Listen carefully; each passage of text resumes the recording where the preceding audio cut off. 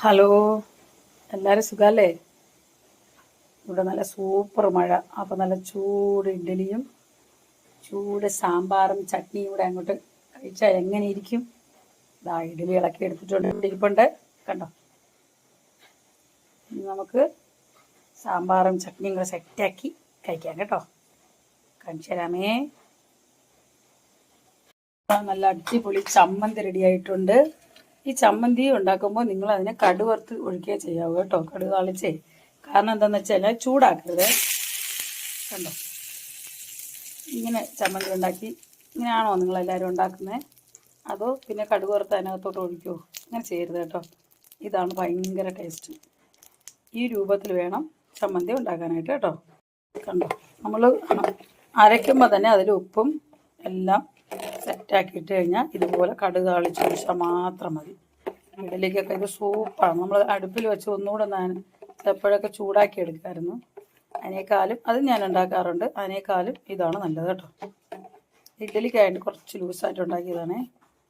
നല്ല കട്ടി ചമ്മന്തിയായിട്ട് നമുക്ക് ഇതുപോലെ സെറ്റ് ചെയ്തെടുത്താൽ അടിപൊളി ടേസ്റ്റാണ്.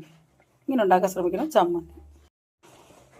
അടിപൊളി നല്ല കട്ടിക്ക് വെച്ച സാമ്പാർ കണ്ട ചൂട് ആവി പറന്നുകൊണ്ടേയിരിക്കുകയാണ്. അപ്പോൾ ഈ മഴ സമയത്ത് ഈ ചമ്മന്തിയും ഈ സാമ്പാറും ഈ പൂ പോലത്തെ ഇഡ്ഡലിയും കൂടെ കഴിച്ചാൽ എങ്ങനെ ഇരിക്കും?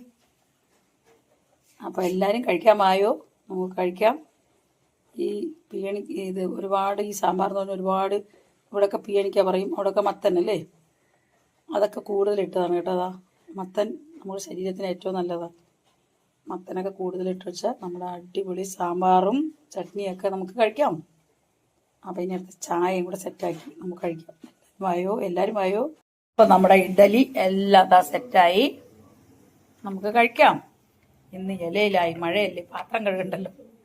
കണ്ടോ, നല്ല അടിപൊളി ചമ്മന്തി,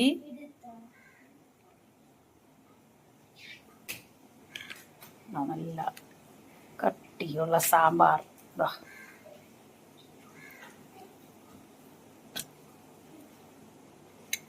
അപ്പം എല്ലാവരും ആയോ?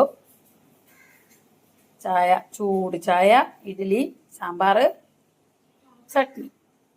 അപ്പോൾ ഇന്ന് ഇത്രയേ ഉള്ളൂ. അടുത്ത വീഡിയോയുമായി ഉടനെ വരുന്നതാണ്.